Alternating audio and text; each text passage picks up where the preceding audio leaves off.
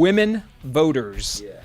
League of Women Voters. Okay, we are live. Thank you for being here, tuning in with us tonight.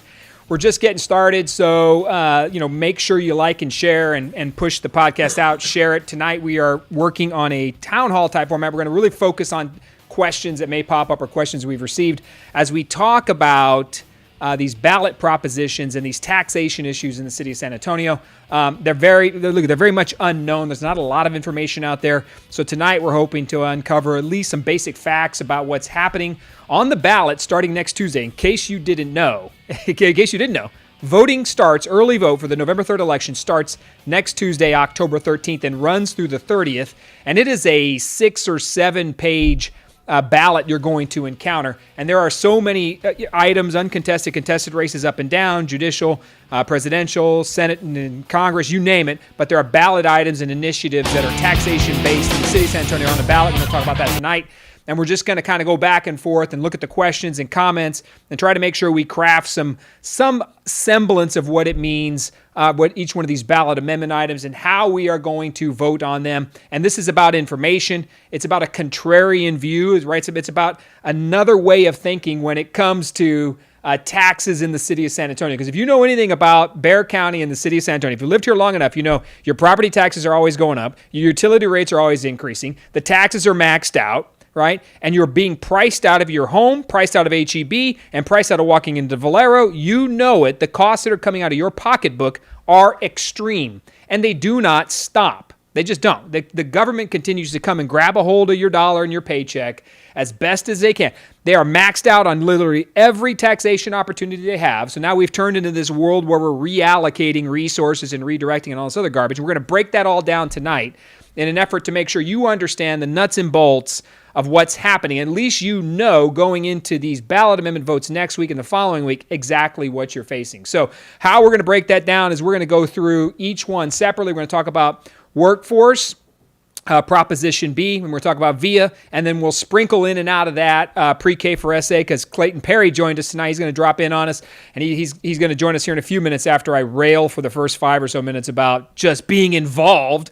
Clayton's going to jump in. We're going to go back and forth on pre-K and other programs that are on the ballot so we can understand them, right? So it's a free-for-all. Ask your questions. If you believe you're on the other side and you support these items, by all means, reach out, put a comment in there and say why. If you got a question because you don't understand it, let us know. We are always game for the conversation and the argument, and we will always part friends on this show or any podcast we do. We will part friends because we think it's the best opportunity we have is to shine the light of information on what's happening at City Hall. Because I believe if you shine the light on it, that darkness goes away and you know where your dollars are going, you know who's making decisions and why they're making those. And if you have that, you can elect, unelect, you can vote down, you can be for, you can be against, whatever. Just get informed and fall on it wherever you want. That's the most important piece tonight of the information. So we do want to thank some quick sponsors up front because they put this together to make it happen for us. We are filming from Align Mortgage of Texas.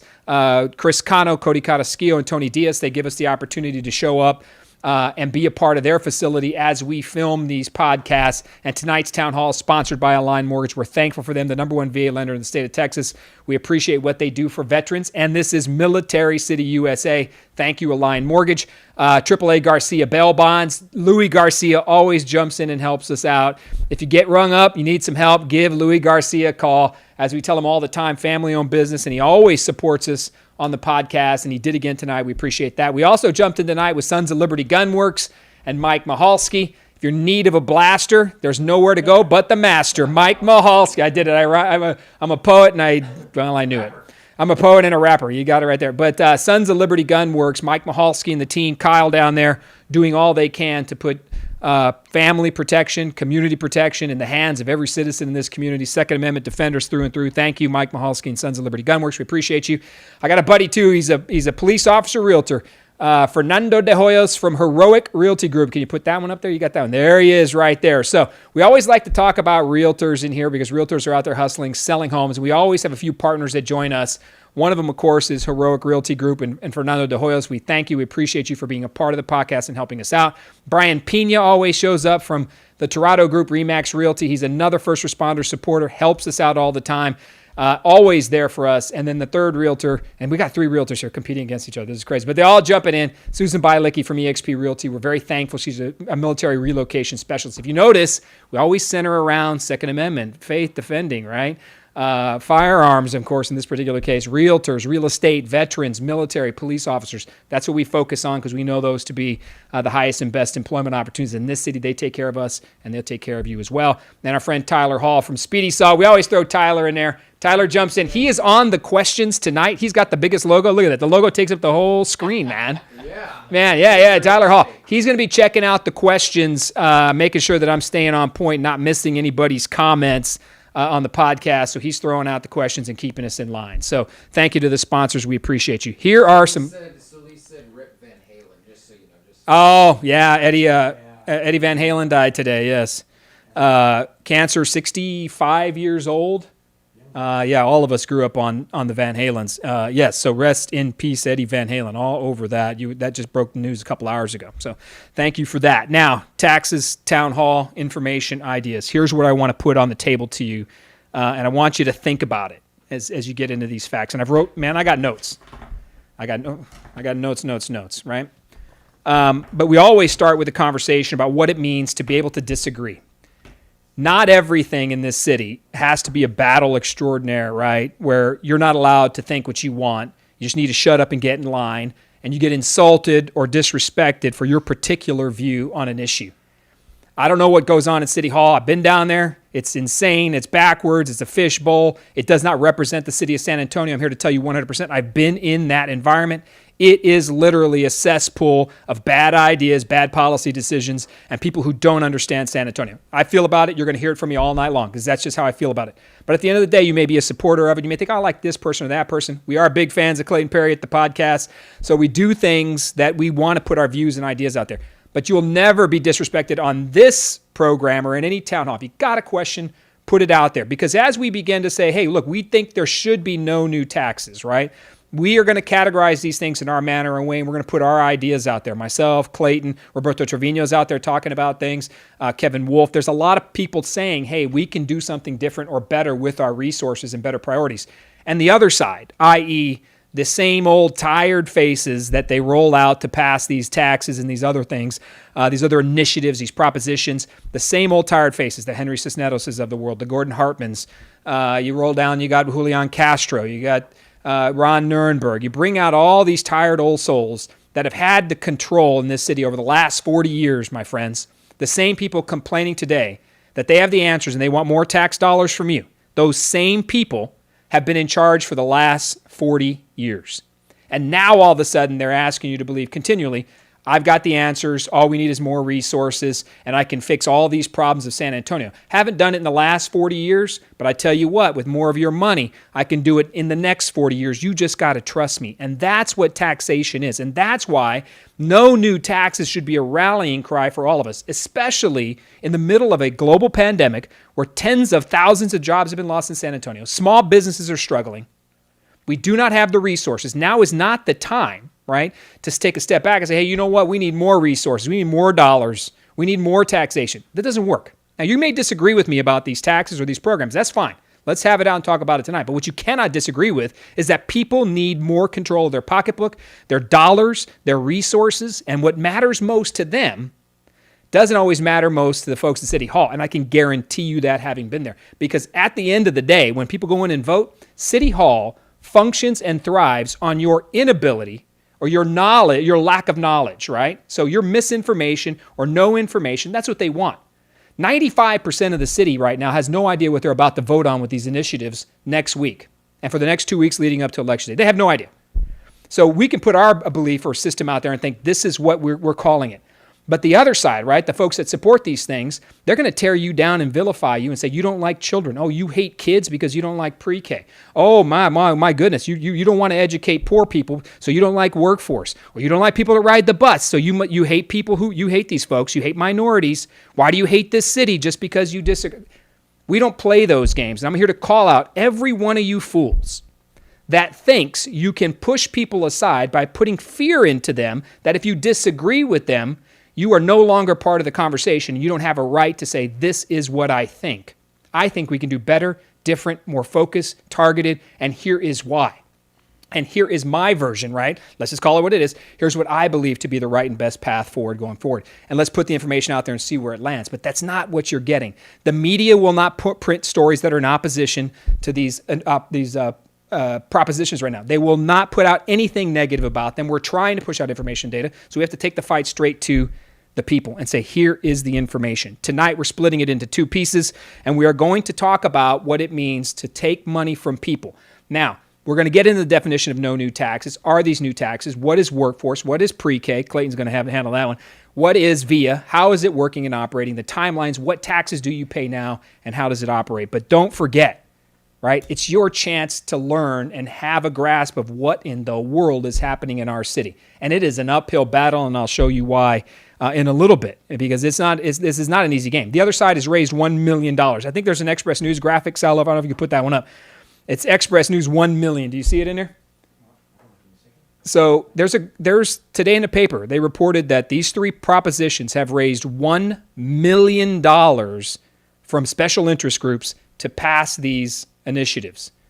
We're fighting them, right, in the hopes of having simply $1,000. And there it is right there, campaign for 3 San Antonio sales tax props to $1 million, tops $1 million in fundraising. Who, really? $1 million in fundraising against $1,000 in a podcast. I take my chances to get out there and tell them the truth. Don't think that these organizations aren't prepared with dollars and resources to push their agenda. And then the money and dollars behind that, who are those people and why they want those things out there? You have to ask these questions. That is a lot of money, right, for 3 unknown ballot positions. I'll give pre-K a little bit of knowledge because it's been out there already, but the other 2, nobody has any idea. So pay attention. Who's funding these things and where does that money come from? It is huge. $1 million worth of a campaign to pass 2 new taxes issues. So let's go. Let's get into it. We're going to go ahead and bring in Clayton Perry right now. Can we wheel him into the shot there? Can we put a wide shot on him? Get closer. Get a little closer to me. I can't get that. Come on. Get a little closer. Man, hey, what are we doing there? We got to move the camera a little bit? Tyler, there. Oh, he's in. All right. Well, I'm in there now. All right, here we go. Is he in? All right. Now we're going to go. So, All right. Clayton, welcome. Yes, sorry you had to put up with It's a pleasure to be here. And he's got the hat on too, so Yeah. he's talking about taxation. He's going to come in. Yeah, totally. I'm probably going to blow this hat off here in a little bit. It's The okay, heat old will man. build the up heat will underneath build up there. under your hat Yeah, right there. So we yeah. love you. We appreciate you being here. Absolutely. And we're going to talk about these issues and get into it. So what's your thought overall, just being at City Hall, before we get into, obviously we're going to talk about the election timeline, and then let's dig in straight into workforce. What is your opinion overall what's happening with these tax programs and how you've seen it roll out over the last couple of months as they try to pass these initiatives? it's a brand new program if you're talking about workforce development, and there's so many gaps, so many questions out there that have not been fleshed out. I mean, we're talking about $150 million over 5 years, and that's not peanuts, and that's money we could be using in a lot of different resources here, but $150 million, wow. It's another big ticket program that has no results or no, it's untested. We already got $75 million from the federal government in this CARES Act, and we used that to set up this program. We haven't even started that program yet. $75 million, and now we're going to add another $150 million to that program. A lot of questions out there. I've got a ton of questions like, my goodness, we've got small businesses and medium-sized businesses here in San Antonio that are closing their doors that could have used grants and loans from this money to help them keep their doors open, to keep their employees coming to work and making a paycheck that they could afford to stay in their homes, afford to buy gas, food, whatever. But it didn't go that way. We always look at funding the tail end, helping people that have already been laid off, helping them with their rent and that kind of thing, instead of let's put it into the businesses to keep those people employed. Everybody I've talked to, they want their jobs back. They want their jobs back now, but the help isn't there for their businesses to stay open and keep them employed. So I think we just look at this backwards. And this workforce training, the biggest thing is we need that help now, But this is a 2 to 4 year program. College, graduating kids from college. We're going to give them a stipend. We're going to give them, money for any needs that they have, and basically pay them to go to college. But again, it's 2 to 4 years down the road. Little emphasis on the job training. Little emphasis on getting people out on the job, train them on the job training. It's amazing that we look at those things, but then when they're trained, let's say they go through this training and they don't graduate, or they graduate and they go to another city that pays higher wages. Those other cities are going to say, "Wow, thank you very much, San Antonio, for training them up. We'll take them any day." And so just on and on and on. I know you voiced that heavily. I'm flipping my hat already. You're taking your hat off. So Clayton and Roberto Trevino actually voted against these 2 ballot items. So I think we have PowerPoint slide number 2 up there. Can you put that one up there, Salo? PowerPoint slide number 2. Yes, sir. PowerPoint 2. So really, there's 3 initiatives, and I'm calling the 2 of them no new taxes, obviously, because we think they're new taxes, new programs. Explain what this new taxes argument is in a second. I'm going to break out what the sales tax actually is. Can you put up that PowerPoint 2? So there it is right there. There's the 2 main propositions, right? Workforce training, Prop B, 1/8 cent of a sales tax, 4 years, $40 to $45 million per year. Now, you got to be very careful. Pre-K is actually listed as City Proposition A. Pre-K is a reauthorization for an 8-year program for pre-K education. Started 8 years ago. It's run its course. Now the citizens have an opportunity to do that. That is an existing tax. It is a reauthorization. Workforce Training Proposition B is a new tax and a new program, right, that is now coming in to take a 1/8 cents of a sales tax because we cut the aquifer funding and linear parks funding out of the city budget. We cut it out in anticipation of taking it and applying it to Workforce Training Proposition B for the next 4 years. After those 4 years, you're going to vote as well on VIA ATD Proposition A, which is a countywide issue. That 1/8 cent sales tax begins in 2026. So you are voting on November 3rd and October 13th, all the way through October 30th, early vote. You're voting to tax yourself 1/8 cent of a sales tax for workforce. And then in 5 years, in 2026, VIA takes over the tax dollars in perpetuity. So you are voting on these initiatives, and they're going to come up, and it is a real, look, I've got the ballot items, and we can put them up here in a second, but these are the taxable items right now that are considered new taxes. We're not going to jump on a pre-K right now because we want to stick to it with on workforce education. But put up the sample ballot item. You got that one up there? I think I want to show it to you. So you know what these things look like. There should be a ballot items on there. A, B, and... Hey, Audrey said, well, you do that. Part of economic, Greg, I support you as a comedian, but part of your economic recovery depends on VIA getting people to where they need to go. Yeah, so great point. So while Salo's bringing that one up, let's talk about getting people where they need to go with VIA. Workforce education and VIA, right, transportation can go hand in hand. I don't think we dispute that. But the usage of VIA has been a problem over time. And I think, look, pre-COVID, right, I've been a supporter of VIA. We both supported VIA in the past because we know they're a vital part of workforce training, of education, of mobility. But there's something to be said for the empty buses, the allocation of resources, and the current state of transportation in the city. Do you want to start on that one about what it means with VIA? Absolutely. If you take a look at the statistics from 2013, they had about 44 million passengers per year. That has dwindled down to 2018. It was 34 million. 2019, it went up to about 36 million. That's just passengers per year. Is that a good thing? I guess it's a good thing because it does serve that the folks that can't afford their own cars, their own transportation. So it is a good thing. But to your point, there's still a lot of buses that go around empty, and they're not servicing those areas correctly. And what I have asked for the last 3 years, I want to know what the utilization rate. In other words, if you take every bus seat that we have, either for a day or for a week or for a month or a year, and then I want to know how many of those bus seats were filled during that same period. Is it 10%? Is it 20%? Is it 50%?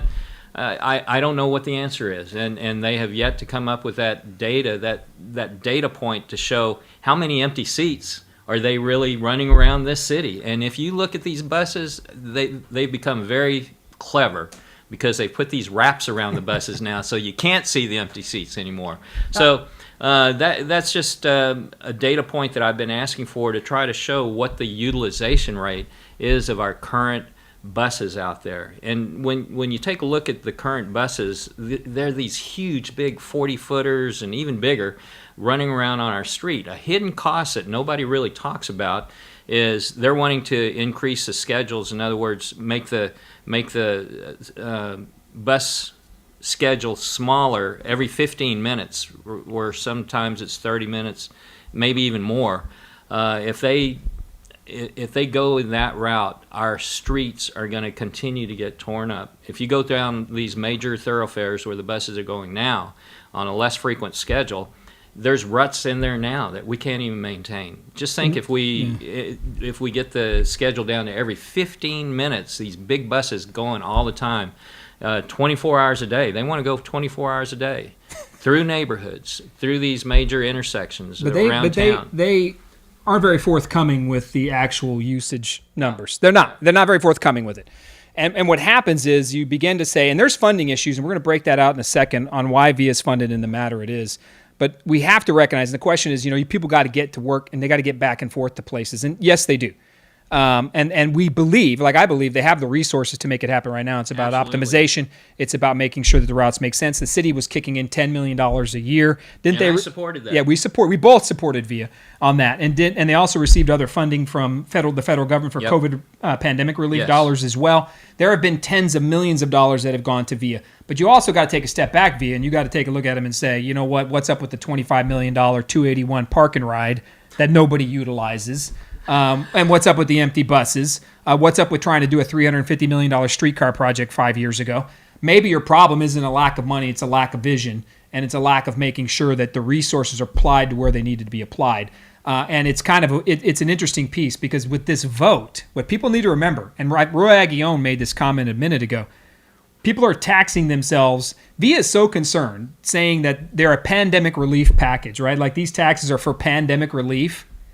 The program and the funding doesn't even start for 5 years, right? Not until 2026. Right. So how important are you, VIA, in the conversation of mobility and keeping San Antonio moving when you don't even do anything with it for 5 years? Well, and I've always praised VIA for what they're doing today with the money that they're given, the resources that they're giving. They're doing an awesome job, in my opinion.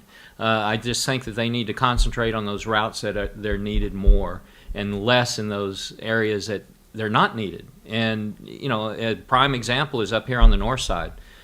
Oh, my goodness, so many empty buses on the north side up here. It's incredible. Don't tell them there's empty buses. They're going to get their feelings hurt. Well, it is. I mean, and they came to me here last year saying, hey, we've got this idea.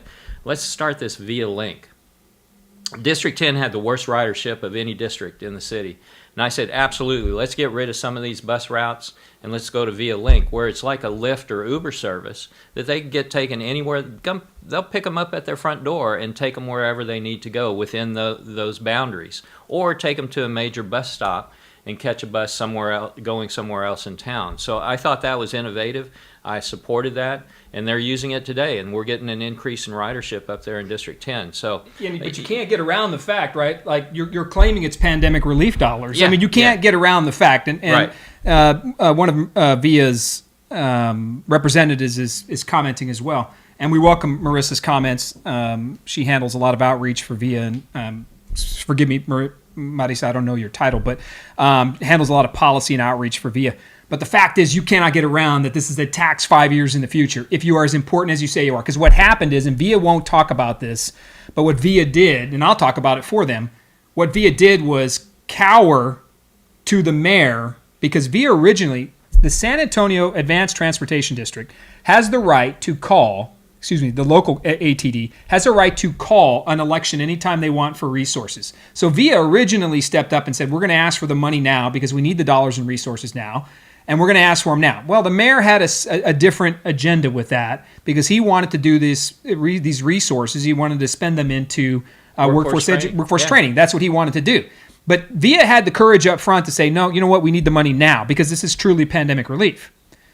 And then it turned around and they got muscled out of the election and cowered back 5 years. So I got to tell you, if it's not important enough for you to fight for and say you need the resources now, why would we vote to approve your taxes 5 years from now? Like, it makes no sense to me. So you failed VIA, right? At the moment, at the beginning, VIA, you had the chance to ask for it, but you took the political pressure. Let's be honest with what you did. You failed on the political pressure test, and you cowered to the mayor, and you rolled back 5 years in anticipation of getting a tax in perpetuity. So I would tell people all day long, you're voting for a tax. It's to tax yourself 5 years in the future. It is a new tax program, right? And VIA gets the tax in perpetuity. That means forever. Never to sunset. We could never call it back. Can never be brought back. So VIA gets the money forever. That is a huge tax ask of the citizens of San Antonio 5 years into the future. And I've, on the record, have supported VIA in the past. I'm with it, but things have changed. We don't know what's happening in this country next week.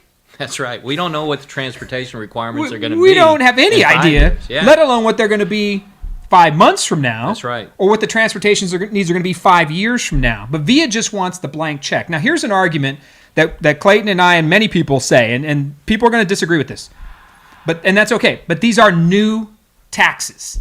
Don't ever for a minute, don't fall for the propaganda from the city machinery and their $1 million campaign that tells you they are not new taxes. This is simply reallocating or redirecting the resources.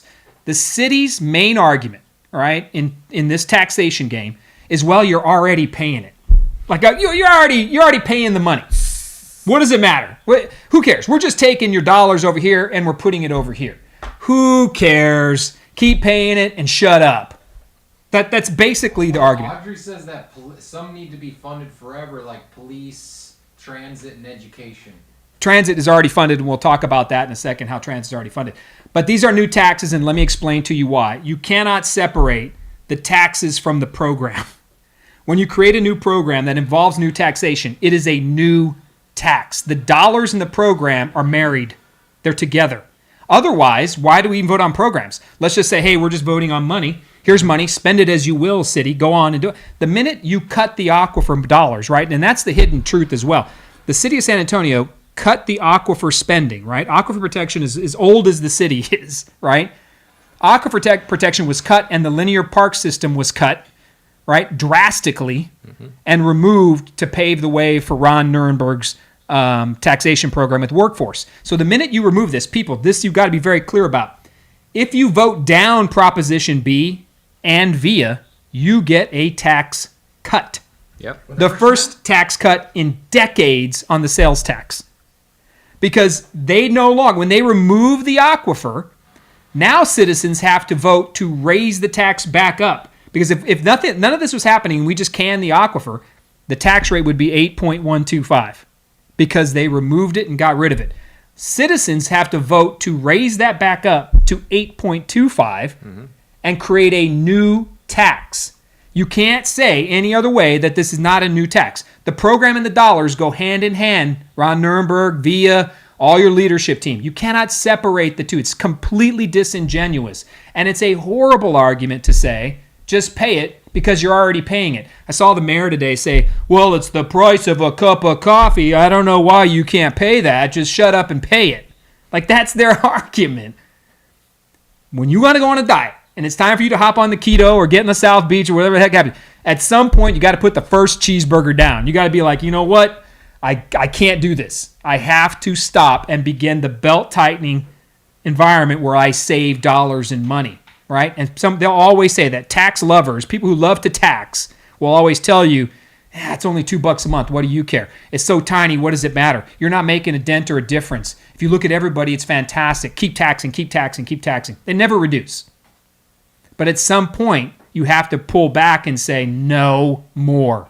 Right? And that's what we're trying to do. What's your take on the new taxes game? You think you think they're word gaming it a little bit? Well, I mean, if you go through those propositions and what they say, that it never says it's VIA, it never says it's pre-K, it never says it's workforce training. And the way they word these things to me is very deceptive. It's all legalese, and it doesn't make common sense to me on how they word these things. So you have to be careful. You got to look at that and study up on it and see exactly what it says, and to know what the background is on these things. Put those up. Clayton brings up a good point. Let's look at the initiatives before we break into workforce a little bit. Yeah, bring up ballot item 1, or the first one right there. But it should be ballot pre-K. Hold on a second. Is the PowerPoints? No, it's called ballot. Okay, give me a second.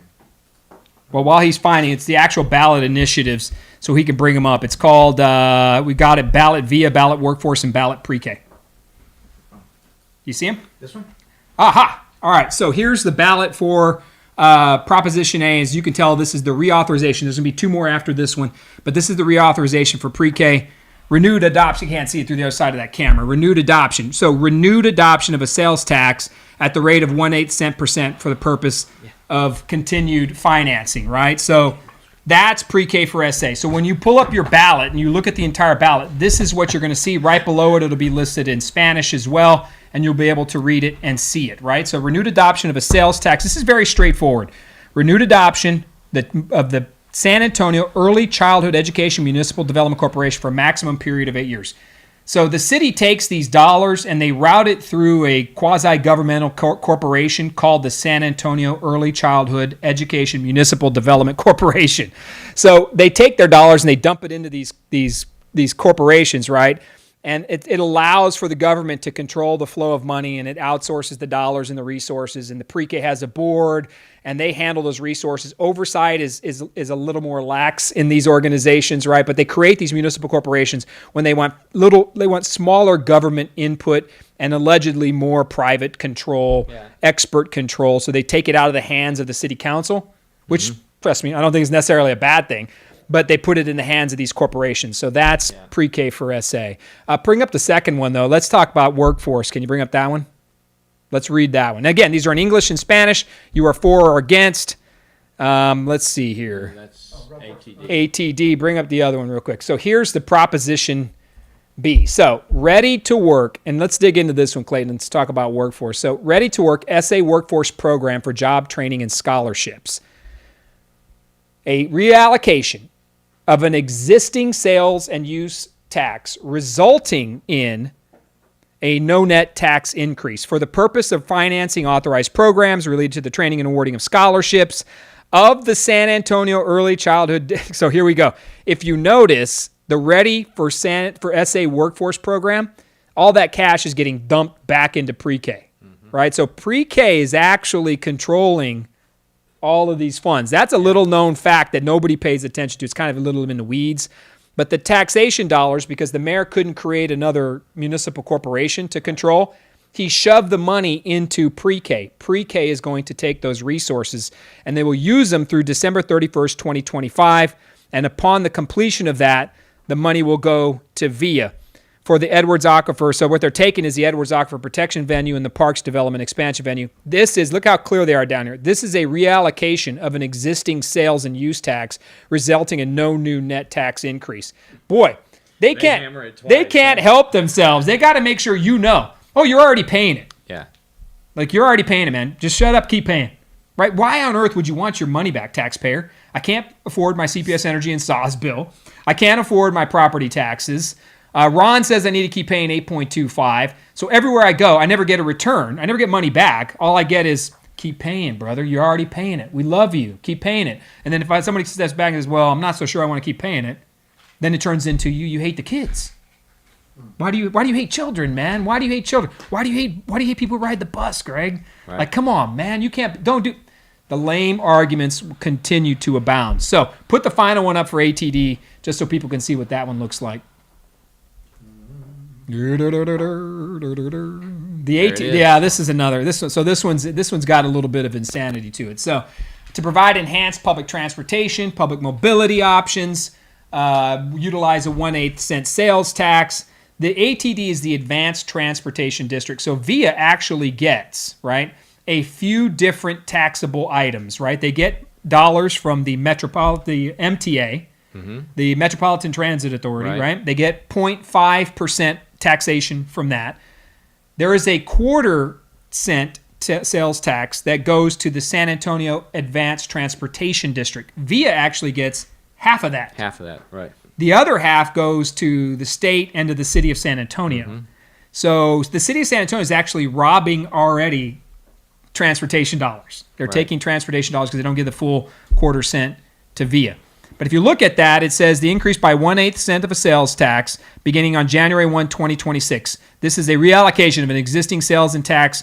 Here we go, resulting in no new net tax increase. You know why, folks, there's no net increase? Is because they've already maxed you out. Put up the sales tax graphic. Can you put up PowerPoint number 3? I think it's number 3. Put that one up real quick, and then we're going to let Clayton rail on it. So here's how it's broken out, right? 8.25% total. 1.125 currently goes to Aquifer and Linear Parks. 0.125 to Pre-K for SA. 0.25 to the San Antonio ATD, the Advanced Transportation District. VIA gets half of that right now. 0.5 for the MTA, so that transit authority is all VIA. So you're already paying in the taxation. 1% for the city and 6.25% to the state. The state takes 6.25. The maximum the state allows any other entity, or the total gross, is 2%. So the most you can ever grab is 8.25%. So the reason there's no net increase, folks, isn't out of the kindness of City Hall's heart. The reason that's the most they can take. They are banned by law from taking any more than 8.25%. And that's the breakout. So we're voting on that sliver of that 0.125 that creates $40 to $45 million a year. So that's the sales tax overview. Now, we cut Aquifer and Linear Parks out of it. We've created it. The vote is yours. What do you think about workforce? So give us the overview on the workforce program, how you feel about it, and give us a couple of minutes on where it's jumping out at you, because I got a couple of things I want to show you that I think are nuts. Absolutely. Number one is, I've already said there's too many gaps in the program, too many unknowns. And you know what really grabbed my attention was when I was looking at what they were saying. Okay, here's the requirements for Project Quest, community college, Texas A&M, UTSA. We're going to get them to execute that program for us, right? 2 or 4 year programs. You know what the metric is, or what the graduation, what they're required to meet on this program? They're required to have at least 50% graduates going into a job. So what that's telling me right off the bat, $150 million, they're only expecting 50% success out of that. $75 million down the drain. It's not going to be used. Either people don't graduate, or they go off to some other city, what have you. So to me, that's the number one failure of the test, that low of an expectation for success of this program. So again, I'm a return on investment type of guy. That is not a good return on investment, $150 million, and your success rate is only 50%. Yeah, so give me a break. So they're already budgeting, right, with workforce. So voters, pay attention here. They're already budgeting that up to 50% of these people will not finish the program. So is there any mechanism for us to claw back the dollars, or bring back the resources, put liens on people, or whatever, if they choose not to utilize what they just trained for? Good question. And no, there's nothing in the program to claw that money back, because it's going to their stipends, which is basically a salary. We're going to pay them to go to school. And that's like getting a scholarship, sure. But when you do that, plus you pay for gas or food or whatever, that's sunk cost. So you're never going to get that money back. And when you do the math, they're saying it's going to help 40,000 people here in San Antonio. Do the math on that. Take $150 million divided by 40,000 people. How much money is that per person to put them through college? Like $3,000, something like that? How much does it cost kids nowadays to go through community college or A&M or UTSA? You're talking $8,000, $9,000, $10,000 for 2 to 4 year program. $3,000 is a drop in the bucket. And that's plus paying, again, salaries and all that other stuff on top of it. There's no way that $3,000 per person is going to get them through a 2 to 4 year program. No, so key points. The program doesn't start till the fall of 2021. So right. You can call it SA Job Ready now, or whatever they're calling, right? The signs all over town are SA Job Ready Now.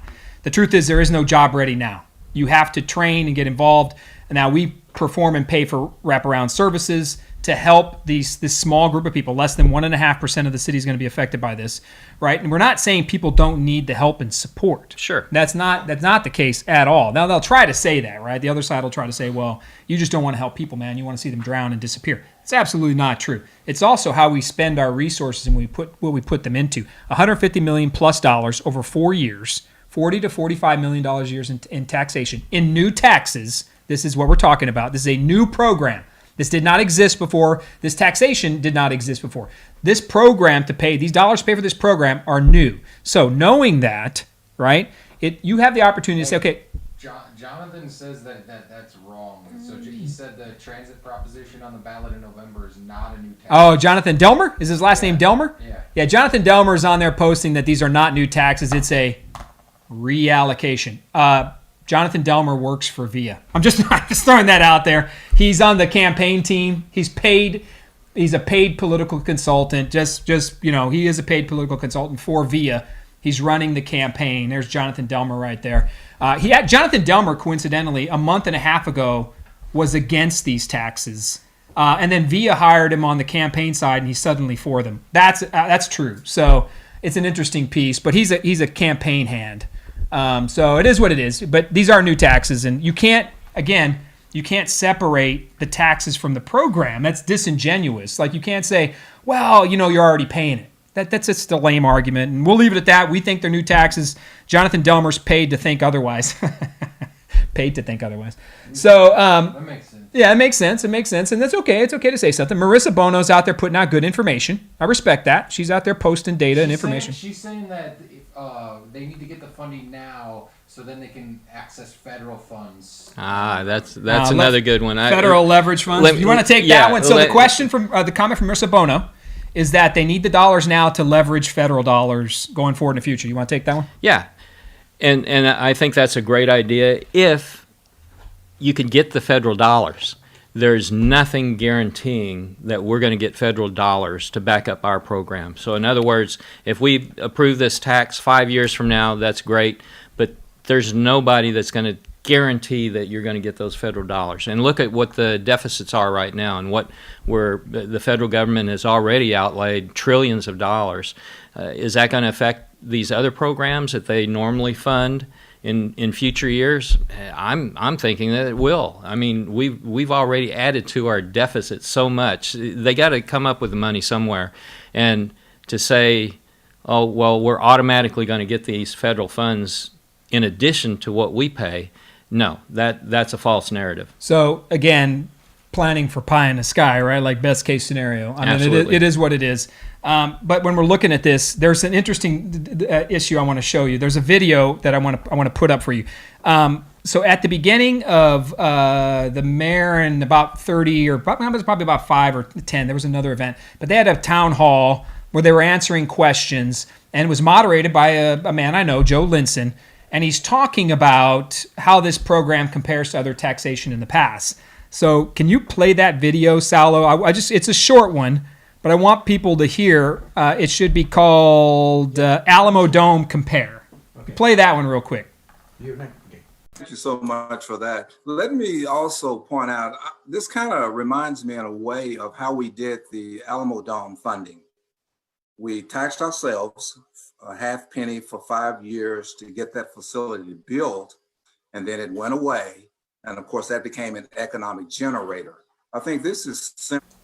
Now, I love Joe Linson. He's a good man. He's a community hard worker. He's an activist. Great individual. Great Absolutely. individual. But he is leading the pro side for you to pay for these taxes. And what I want to point out is he compares this taxation for workforce to the Alamo Dome taxes.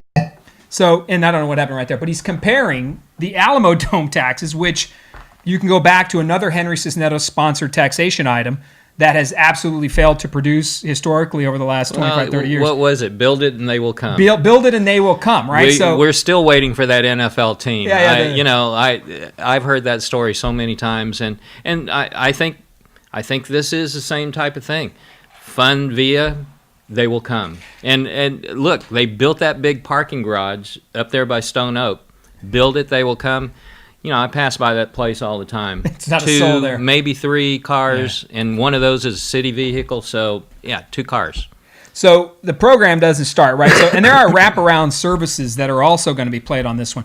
Can you play the one that says wraparound services? Wraparound services are means for us, and this is just one example of one of their board members, one of their advocates talking about the citizens receiving gas cards, right? So our wraparound services can pay for an awful lot, right? But here's childcare, right? It can pay for car repairs, stipends so they can live. Can you play that one quote from Mr. Birdsall on wraparound services?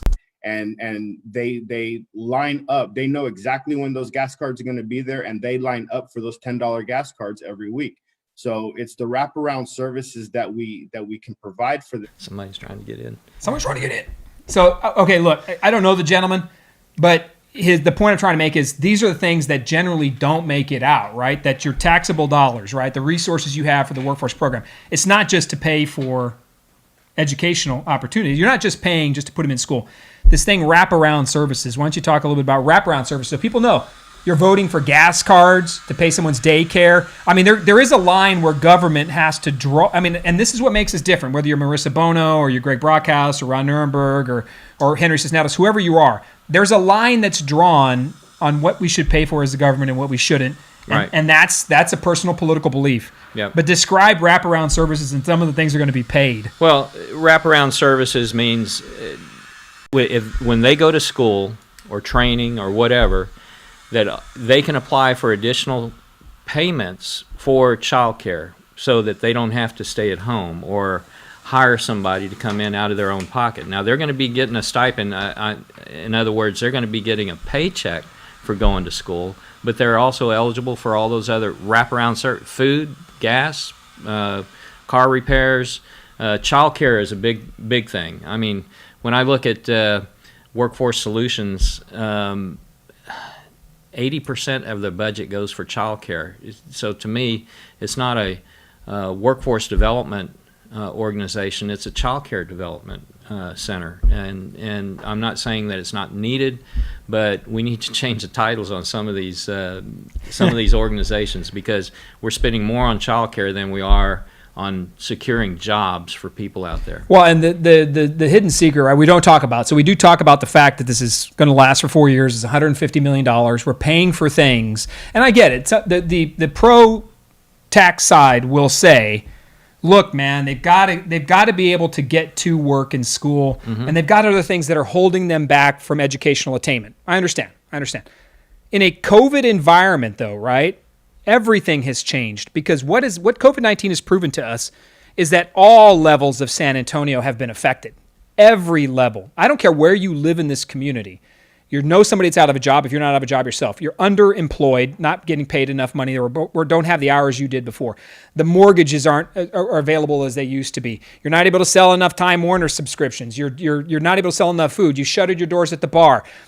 COVID-19 has affected everything. And a lot of times these people will hop on and say, yeah, Brockhouse, well, you supported this last year. Well, yeah, I mean, something different has happened in 2020. Other than the fact 2020 is a dumpster fire, what has happened is COVID has flipped the entire script. Everybody is suffering. So one of the things that gets me under my crawl is like, look, there are so many people that need help. And these dollars, right?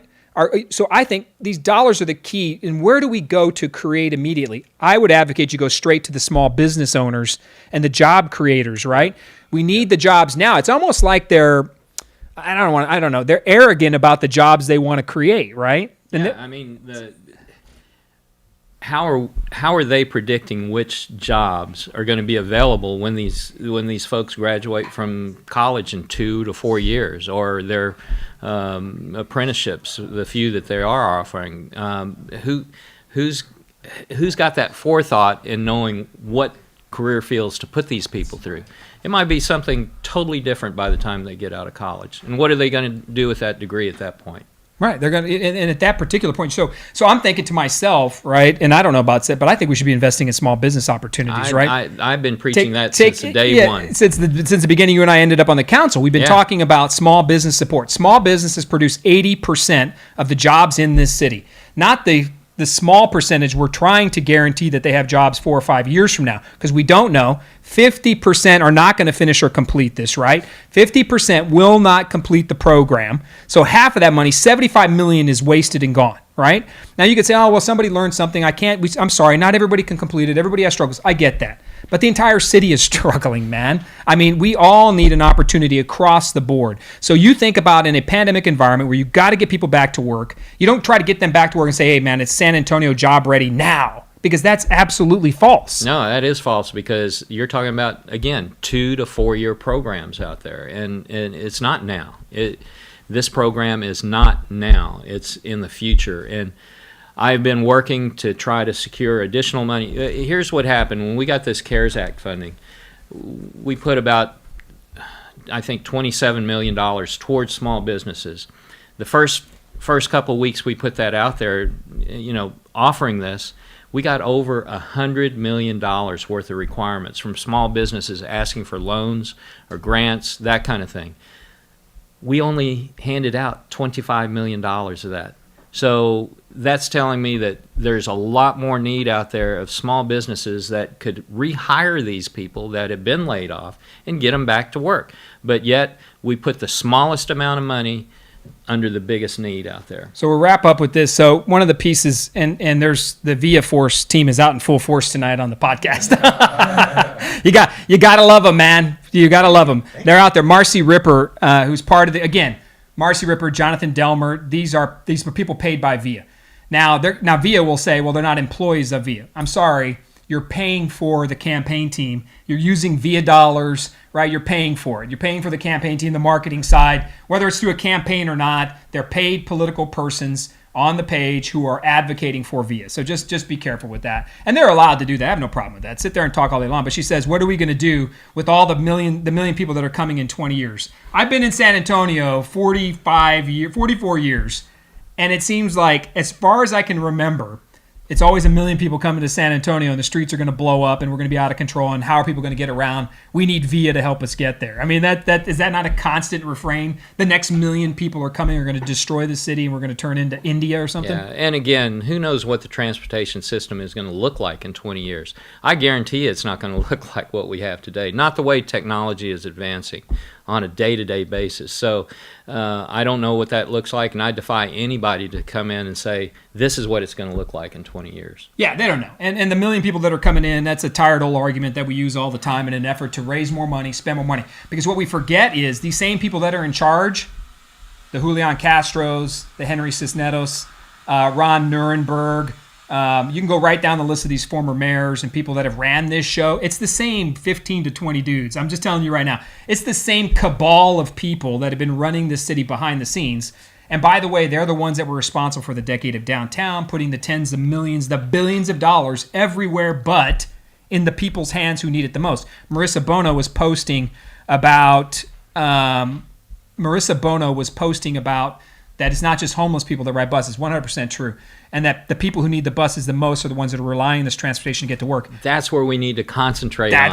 Exactly. Exactly. So you cannot, huh? Can she call in? Oh, no. But what we're saying is Marissa's right. But our point is how we help those people. I don't know where Marissa Bono was when Julian Castro was dumping $1 billion into downtown and ignoring the rest of the city. I don't know where she was, but I think she was probably supporting him. The elected officials over the last 10 years that have been dumping the cash in all the wrong places are now the ones telling you they can fix it. Be very careful. It is very easy to spend someone else's money. Okay, so that's Workforce. You've got an opportunity to vote on it. Just to recap it, $150 million over 4 years. Wraparound Services and Education. You're going to be paying for people's gas cards, as admitted by one of the folks. It's compared to the Alamo Dome by one of the leaders of the project. It will produce and help 40,000 people, they say, of which 50% will not complete the program. That's what they're estimating. 50% will not complete the program. So about $75 million will not see fruition to a job or employment. There are no guaranteed jobs. There's no small business support, right? And we've got the same tired people asking for the money. From Henry Cisneros to Gordon Harbin, all these people are the same ones that they roll out like Hannibal Lecter every election. They roll them out on the gurney and say, hey, here, spout the same lines that this is for San Antonio. The system, you got to do it. You got to do it. If you don't do it, you don't believe in us. You don't believe in the future. Don't buy that narrative. Just because you disagree with the taxation does not make you disagreeable, and it does not put you in the thing that you hate or you disregard people in our community because you think the right answer is patience. It's a rushed item to the ballot.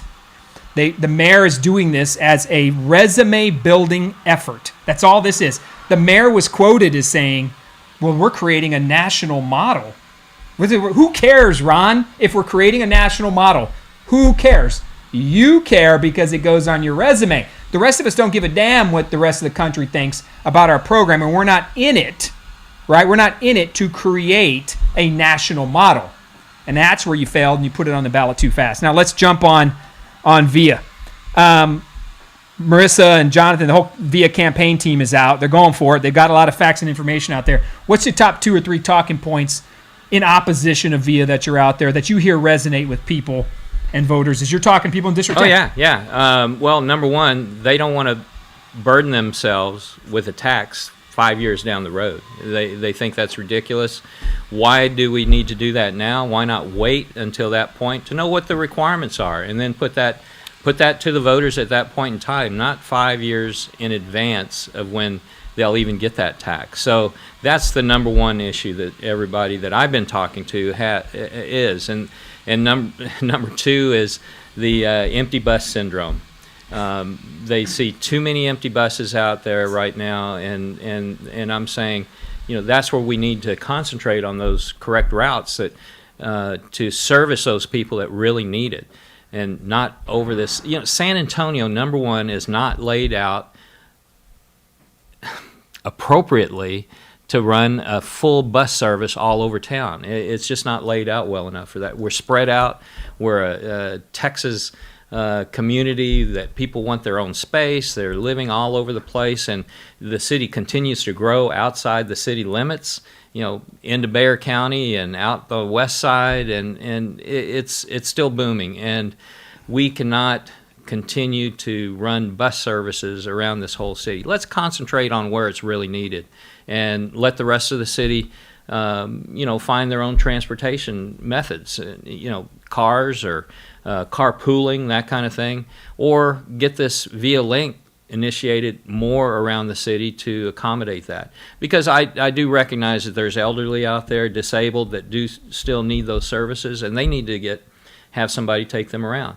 You take away the bus service or any kind of service, and they're kind of stranded there unless they have family or friends that take them around, that kind of thing. So there needs to be something in the public transportation realm to help, especially them.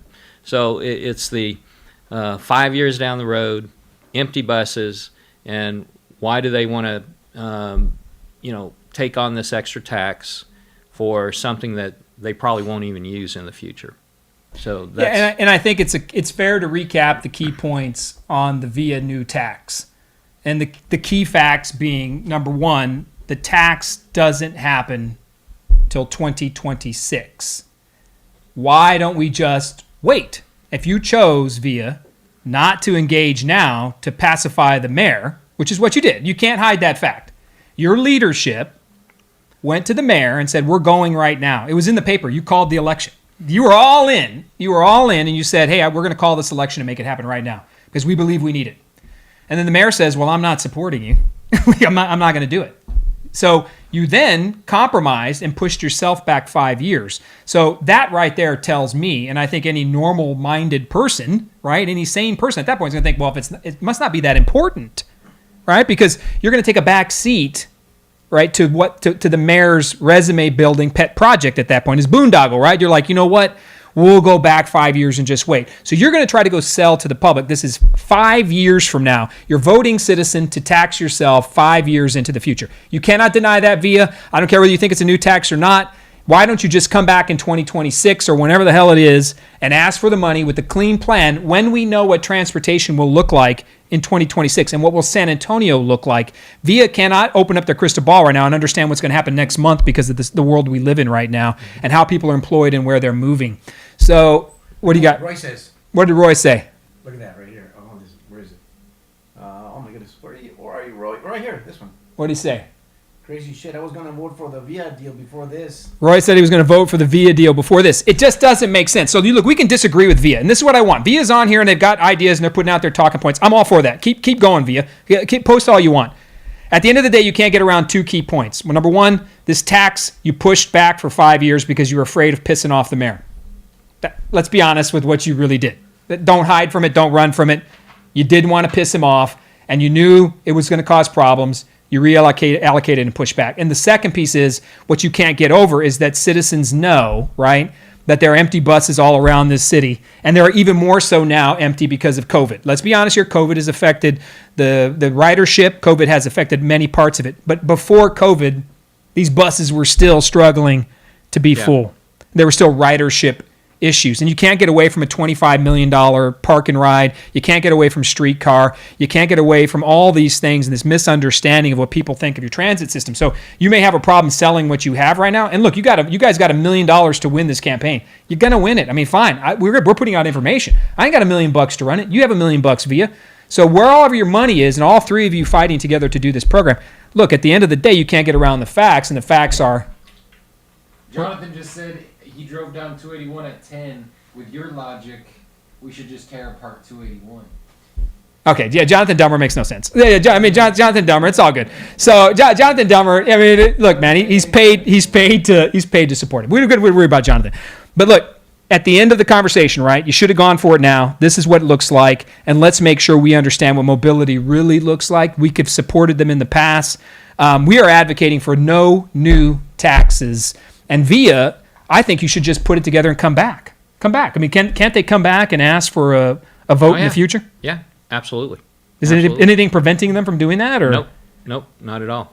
All right. Well, I don't know, VIA. Why wouldn't you take the time then, if you push yourself on the back burner, take the time to recalibrate and say this is what it should be? We don't need to tear down other parts of the city. Look, there's people across the city that need and utilize VIA. 100% support that, and we get that. But at the end of the day, the conversation is taxation. You cannot separate the fact that you're asking for new tax dollars via. You want new taxation. You got a question? Somebody has anything?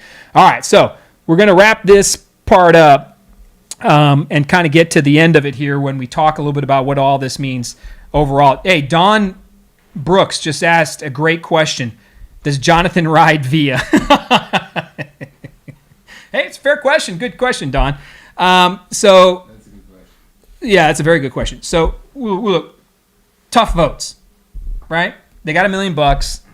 You've been out talking to a lot of people about these programs. So as we kind of bring them down and kind of encapsulate and wrap up what these items are, and I look at it, there's such hypocrisy throughout all of it, right? Like, for instance, workforce. Take workforce, right? The mayor and his team are telling people they're going to give gas cards to people. This is hypocrisy. They're telling people we're going to give them gas cards to get to work. Why the hell are they giving them bus passes? Why are they giving them gas cards? Oh, they're giving them gas cards because they drive a car. They don't use VIA. Wow. Like, mind blown. They want to pay for gas cards, and yet VIA is saying they're so critical that the city doesn't even offer them. They're giving them gas money. So the hypocrisy is huge throughout the entire election system. So... if you were to, in a closing argument, give us a couple of points that you think it's important to vote, and how you would advocate for the vote, and how you feel about workforce and VIA, and how would you wrap it up? You know, and I've been struggling with this because people ask me, well, how are you going to vote? And I'm not advocating one way or the other, but I want to make sure that everybody understands what both sides of the story is here, because it's important. It's important for everybody in this whole city on where their tax dollars are going for these programs. And I've found a lot of questions, a lot of holes in these programs, and I'm going to continue to talk about those because there's a big push pro. I want to put that other story out there so that people understand there is another side to the story, and there are additional questions that should be answered before we vote on these important ballot initiatives. So, yeah, I just want to make sure that everybody gets that information out there. And I've pointed out some of my big concerns on these programs, but it's really up to each individual to do their own research and make their own decisions whether they're going to vote for it or against it. But I hope everybody has an open mind to listen to both sides of the story, and then make up your own mind. And Marissa Bono, VIA employee, states VIA already offers free bus passes for students, y'all, and free or reduced passes for nonprofits. Well, then why are we giving people gas cards, Marissa? Why are we spending tax dollars on gas cards and car repairs? We're doing it because people don't want to ride the bus. And that's going to be the great problem with VIA, and has been for as long as I remember, is that they're trying to sell this mass transit opportunity in a city that simply is not mass transit oriented. Yep. And I don't think the city's ever really going to buy into that piece as much as they want to condense. One of the things we learned this pandemic too is that for years, City Hall wants to condense the city down to the center core. So you need mass transit. When everything becomes condensed, the roads become smaller, they take away cars. This has been the drive, right, of the Green New Energy deal, all these programs, these liberal progressive programs that start to condense, right, the city. Mass transit becomes much more important in those pieces because we remove cars, we get rid of other transportation options. That's not what's happening in San Antonio. And that's not what's going to happen, I would contend, going forward in the future, because what we've learned with the pandemic is space matters. Like, Absolutely. It matters that we're spread out. San Antonio's been fortunate because of the size of our community, how broad we are, right? And you would think, well, transportation piece, but the problem is citizens in this city appreciate their vehicles. Yep. And they're going to do all they can to get there. And I think that's got to irritate and piss off VIA. I get it. What do you got there? Lore Castillo at the very bottom. First time. Listen, where resonates, you must be speaking the truth that they're spending $1 million to vote yes, and you're only spending $1,000. That's absolutely right. They're after it. They're after it. But look, you cannot, right, sit here and honestly say that that's not who the San Antonio is. So you're trying to jam a square peg into a round hole, right? You're trying to say, hey, look, we need the money to expand this, because if we expand it, if we build it, they will come. But just like the Alamo Dome you mentioned, Councilman, it doesn't work that way. We have to be very careful about the taxation and the resources we have, and this is where I'll wrap up. And we thank you as always. You're always the calmer one of the two. It's probably because you're older. Well, that's probably it. Age has treated you well, Clayton Perry. I'm always the one that's one instance away from it. Seems like I just want to add a little bit. You know, people say, well, 1/8 of the cent sales tax. What really is that? I guess you mentioned it's a cup of coffee to the mayor, but that 1/8 cent is around $40 million a year. Just remember that, $40 million a year. And do we have other needs in this city that could better use $40 million a year? I say absolutely. And there's no reason in this world that VIA needs to be on this ballot this year. We can wait until we get closer to the end of this workforce development, if that even passes. If that doesn't pass, well, then we got to step back and wait till May of 2022 before we can do another ballot initiative. And there's nothing wrong with that, because then we can step back and say, if all three of those don't work, we can step back and say, hey, we can get a tax cut, and then we can take a look at the aquifer again in 2022 and put it back on sales tax instead of taking it out of our city budget to the tune of over $100 million, taking out debt that we'll have to pay back, and that takes out resources out of our general fund that pays for streets, drainage, police, fire, all of those things, libraries. You know, it just goes on, the things that we're paying for out of our general fund that won't be there because we're now having to fork over money for the aquifer also. And we haven't even settled with anybody. I understand that the county is going to put out a resolution that they're going to Great point. Do you have that graphic on the county, Salo? Which one? It should be labeled county. I want to talk that one real quick. It should be County 1 Parks. That's a great point, Councilman. I put a graphic aside because one of the games that the campaign side is playing is that they're trying to convince you that Bexar County is going to foot the bill for these programs, or SAWS is going to foot the bill, or the city will take down additional debt. Do you see it? County Parks 1 and 2. So there it is right there. Bexar County today affirms support for creek trails and link-ups to San Antonio Trail System. Do not forget that we cut out aquifer and linear parks funding to give to VIA and Workforce. So we sacrificed what has been, frankly, the number one approved voting item ballot-wise in the city's history. But let me add to that also. They affirm support for the creek trails. They didn't say we're going to fund it. nowhere in that thing that they said they're going to come up with the money to pay for it. Sal, you got the next one? There's one more after that. Read this. Bexar County Judge Nelson Wolf said county leaders will know more in April about what capacity we have to support greenway trails, augmenting the city program, which has been popular in the community as a means of promoting health, recreation, environmental protection. Yeah, so there's no promise for dollars to support their support. They passed a resolution saying trails. we're going to support it. Yeah. But then, where's the money come from? Where's the money coming from? Because the truth is, we may not have the dollars. But let me take that a step further. You know, the way the city looks at it, the county money is free money. We're getting county money.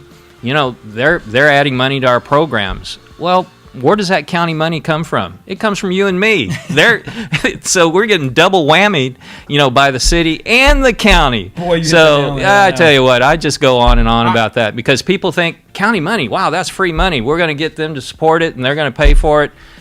I'm paying county taxes. You're paying county taxes. Everybody's paying county taxes. That is one of the tired old lines of all time. Well, the county's going to pick up the bill, as if there's a mythical pot of otherworldly tax dollars, right? Free money, there's free free money. The county, Nelson Wolf has the money tree in his backyard. He's growing the money, grows on trees for Nelson Wolf, and it's separate from your rest of your tax resources. Total crap. It's a lie. The truth is that they can that they're redistributing. But by the way, they only put $100 million into the Aquifer Fund over 10 years. Mm-hmm. It's been drastically reduced. Yep. So they drastically cut the Aquifer funding down, and they removed linear parks. And by what you saw, the judge's own words, there is no plan other than, boy, we really want to help. Yeah. So don't buy from these people. Don't buy from City Hall that we're funding it. There's been no loss of service. It's the exact same thing. The only way we're going to fund some of these things is through bonding or additional tax resources, and the county's going to cover it. It's still your money. That's what these politicians forget, man. They forget that, well, it's coming from over here. Don't worry about it. Same argument, well, these aren't new taxes. If you vote them down, you get a tax cut. I can't say that clear enough. So as I wrap up, first of all, thank you for always being here. We always have good debates, and tonight we had some people coming in and telling us what they think too. So I think that's great. Yeah. So, and then of course they're still going for it, trying to talk about the fact that you and I support these programs. Folks, it's a different world in 2020. We can step back and say, is now the time for new taxation? That's the biggest question you need to ask yourself. So when I wrap up this whole thing, I say to you, and I think about it, is now the time to bring new taxes into the city? Now the tired argument is going to say, well, these aren't new taxes, buddy. You're already paying them. So I'm just basically going to continue to move these dollars around as I see fit. But since you're already paying it, and in the mayor's words, it's a cup of coffee, stupid. How can you not care about San Antonio? Mayor Ron Nuremberg, people from every neighborhood in this city are struggling.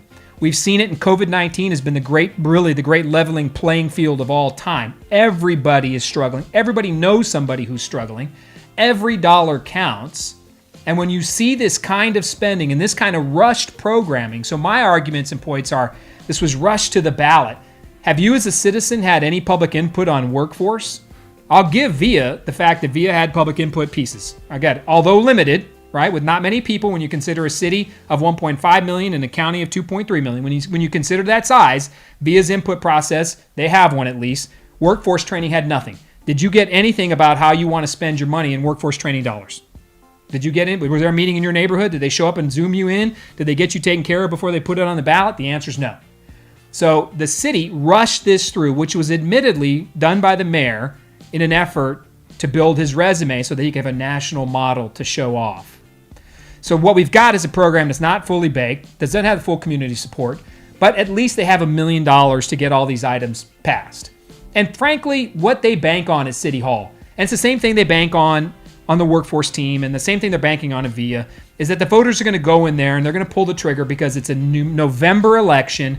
There's hundreds of thousands of people voting. No one's going to pay attention. It's going to pass. City Hall, and then this I'm going to tell you, folks, we elect people. We pass initiatives, not with our action. Oftentimes, at least in San Antonio, this I can attest to, people get elected and ideas pass because of our apathy, our lack of action. If we don't know, so we don't go. We don't know, so we don't vote. And when we go vote, we do in there, we're in there pushing buttons. We're just hitting and going, and we're not doing the research to figure out if it makes sense. That's what they're banking on. Because if you dug into the facts and you recognized VIA is a 5-year tax in the future, they get it in perpetuity, which I'm sorry, is absolutely wrong. Forever. You can't get it forever. The state has a ton of sunset laws in place that at least they go back and review for accountability. VIA wants you to tax yourself in 2026 forever, that they always get the money. We don't know, folks, what transportation will look like next week, let alone 5 years from now, right? We also know what the bus situation is and the traveling situation is anecdotal, but people feel it, right? So the question you need to ask yourself is, do we need new taxes for VIA? Does VIA need new money, and does VIA need new buses? That's what their campaign ads are. That's what they're saying. They're showing you all these buses. So do they need new buses, new money, new dollars, and new taxes? It's a new program. You cannot break the dollars from the program. If I'm going to sell you something new, I can't tell you, it's all right, man, don't worry about it. Don't worry about the money over here. You're good. It's not how we be truthful, open, and transparent in our taxation. You can call it a reallocation, redirecting, and all these other fancy terms. At the end of the day, you're bringing a new program to the citizens. Does VIA need more money? That's the answer that you got to take for yourself. Do they need more buses? And I'm going to challenge you to think about that when you're driving around this city and you see empty buses, when you can look in them. But when you see them, do they need more money now? We've supported VIA in the past, but the world changed in January of 2020, and everything is different now, and every dollar matters. And then you go to workforce. The argument I tell you on that is watch where you're spending the money. It's not a baked program. It is a personal pet vanity project. And what it is going to do, 50% will not complete the program. It will waste $75 million of resources. We don't know. We have no clawback mechanism. Somebody may not even take their programming and work. The gas cards, the daycare, all these other things, that's a government crossing issue, a line crossing issue for you as a citizen. You may fully support that and think my tax dollars need to go to these wraparound services and support citizens for whatever the hell they need so that they can get there and get it done. And if you believe that, I appreciate you. We'll decide it at the ballot box. But a lot of us believe that there has to be a line where personal accountability and responsibility means get involved to make it happen. Why is Workforce giving gas cards to people when VIA is allegedly over here the answer to our mobility issues? Ask yourself that question. Do you want half of your tax resources to basically be wasted over the next 5 years because there's no job for them? People do not complete the program. This does not offer pandemic relief. Neither of these items offer pandemic relief right now. I'm sorry, they just don't. Workforce doesn't start till the fall of 2021. VIA doesn't start till the fall of 2026. January of 2026. That's not pandemic relief now. So the VIA campaign team that's out there, they want to talk about truth in advertising. Don't call it job ready now. Don't call it keeping San Antonio moving. You ain't keeping nobody moving because you ain't getting the money for 5 years. And then on top of Workforce, come on, man. The program doesn't even start. The people won't finish it. We won't even get into who's managing that program and the tens of millions of dollars, Project Quest, Cops Metro, and these political organizations that are going to have their hands in that money. That is worth a whole other show, how these things get managed. So look, get informed, and you can disagree with Clayton and I all day long and say, hey man, this isn't the way to go. But at the end of the day, these are facts you need to think about yourself. Do you want a tax cut? If you do, vote against. Vote no. Do you think VIA needs more buses? If you say no, vote against Proposition A VIA. Do you think we should be paying for gas cards, car repairs, for a program that graduates 50% of their people? If you believe that you haven't had any public input on, if you believe that's true, vote no then, right? Vote no. So no new taxes is a pledge. No new taxes is an opportunity. It's you to say, look, this is what I believe. And at the end of the day, man, go vote. At the end of the day, walk in there, pull the trigger, and say what you believe with your little finger when it comes time to make the choice. Clayton and I are going to sit here and continue to do this. They got $1 million, man, to run a campaign and try to win. We're just out here trying to get facts out. And if it goes down, it goes down. If it wins, it wins. At the end of the day, I wake up on November 4th and I keep fighting for what I believe is right for San Antonio. I know this guy is. He's fighting for himself all day long at City Hall by his lonesome. We have to support people.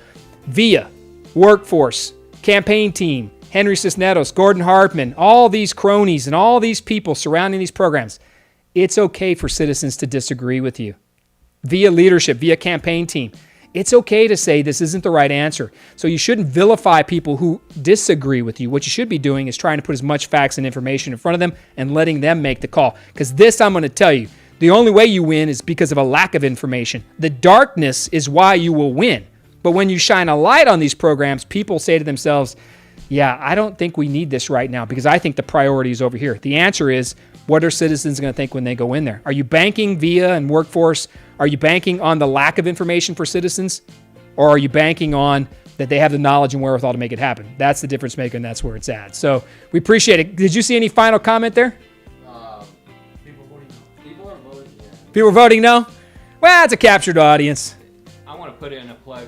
I was in it wasn't really a debate, it was a forum for and against these three propositions here, and it was sponsored by the League of Women Voters last night, and I think if you go to their website, they'll probably post it, but had some very good arguments on both sides of it, and on all three of them. So go and watch that one as well, because you had the pro and the con. I was involved in a couple of cons on those, but very good information on both sides of the story. And again, I think it's important that you know both sides of the story and you make up your mind which way you want to go.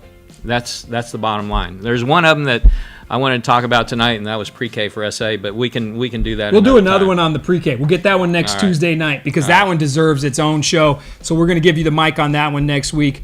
But yeah, this one just took a lot of We're getting a lot of comments on this one here. Well, mainly because the VIA team showed up. So hey, VIA, be safe riding that bus home. Oh, wait a second. I don't think any of you VIA people tonight are riding the bus home. I'm pretty sure you're hopping in your cars and driving back to wherever you're at if you're at work. So be careful. You're not on the bus tonight, but be careful, VIA employees. Have a great evening. We appreciate you. We'll be back next Tuesday. We've got to talk about pre-K for SA if you've got the time. So we'll advertise that one and push that out as well so you can have the mic, and we'll film you talking about pre-K for SA. Maybe we'll bring in a couple other folks as well and give you some backup or support or somebody to oppose you, Clayton. Yeah. We thank you. As always, all voices are welcome. Everybody can come and comment. We're here every Tuesday night at 6:30 going on next week. We appreciate you. Get out and vote. Voting starts next Tuesday, October 13th. We appreciate you. No new taxes. Ask the questions. Get in there. The broadcast, as always, is out. We appreciate you.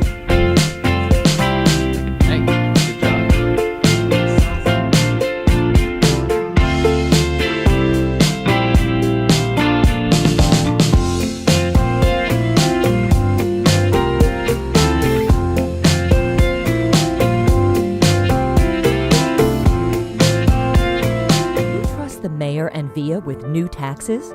The mayor and VIA want $45 million per year in new taxes. Forever. Your property taxes and utility rates are skyrocketing. You need a tax cut. Vote no on City Prop B and the VIA tax increase. You will get a tax cut if you vote no. Paid for by Greg Brockhouse.